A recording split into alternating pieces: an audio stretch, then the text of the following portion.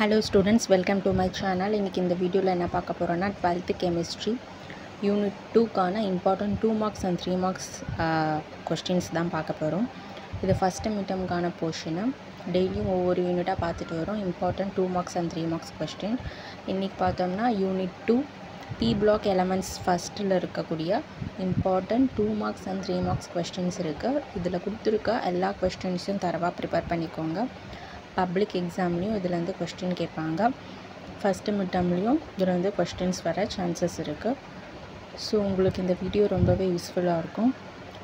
இதே போல் first midterm போர்ஷனுக்கான ஒவ்வொரு யூனிட்டாக நம்ம பார்த்துட்டு வரலாம். Important 2 marks and 3 marks questions.